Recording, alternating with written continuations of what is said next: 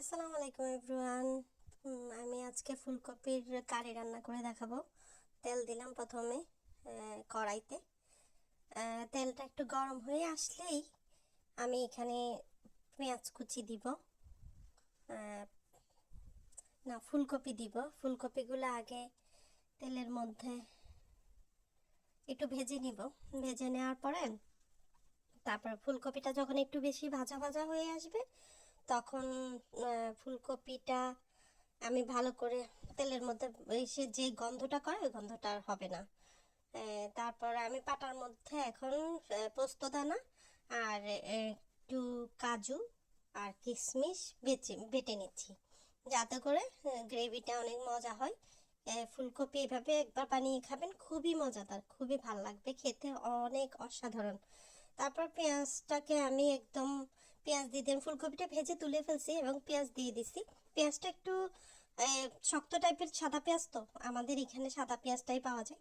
তো এটা যখন একদম ভাজা হয়ে আসবে তখন আমি এই যে বাটতে বাটনা যে মশলাগুলো আছে ওগুলা দিব। হ্যাঁ, তো পেঁয়াজটা যে ব্রাউন হওয়া পর্যন্ত আমার পেঁয়াজটাকে একটু ভাজতে হবে।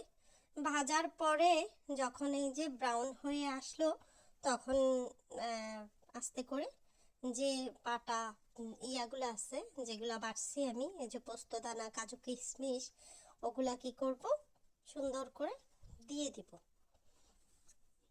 দিয়ে দেওয়ার পরে এটাতে হালকা আমি একটু পানি ইউজ করব, করার পরে দেখবেন পানি ইউজ করব। তারপরে যাই এটাকে ভালো করে একদম একটু কষাই নিতে হবে তেলের সাথে, যাতে গ্রেভিটা সুন্দর হয়। ওভাবে করে আমি এটাকে কষাই নিচ্ছি। কষাই নেওয়ার পরে একে একে আমি এখানে দিব হচ্ছে, আমি হলুদ ইউজ করি না এটাতে, হলুদ ছাড়া আমি সব কিছুই মোটামুটি দিছি। ধনিয়া, তারপরে হচ্ছে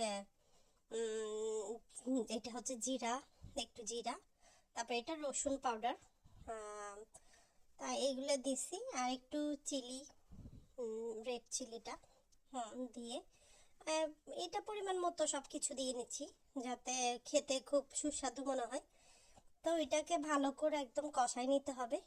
কষাই নেওয়ার পরে যাতে একদম এটা যখন আমি কষাচ্ছি তখন আস্তে আস্তে তেলটা হচ্ছে, আমি ফুলকপিটা দিয়ে দিলাম। ফুলকপিটা দেওয়ার পরেও একটু হালকা পানি দিয়েছি যাতে ফুলকপিটা ভাজা ভাজা হয় এবং গ্রেভিটা ফুলকপির সাথে ভালোভাবে মিক্স হয়। ওইভাবে করে আমি এটাকে কষাচ্ছি। কষানোর পরে আমার এটা দেখেন ফাইনাল লুক। তারপরে আমি কিছুক্ষণ ঢেকে দিলাম। এটা ঢেকে দেওয়ার পরে দেখেন আমার এটা প্রায় রান্না হয়ে গেছে। ফুলকপিটা একটু শক্ত শক্ত একটু হবে আর একটু, তাই এটার সাথে খাওয়ার জন্য আমি ডাল, পাশের চুলায় ডাল রান্না করতেছিলাম। এটা ডাল ফোড়নে দিচ্ছি পেঁয়াজ রসুন, এটার সাথে খেতে খুব ভালো লাগে। আপনারাও খেয়ে দেখবেন, খুবই সুস্বাদু লাগে। আমার প্রায় সময় আমি ডালটা এইভাবে রান্না করি এবং সব কিছুর সাথে খাই। আসসালামু আলাইকুম।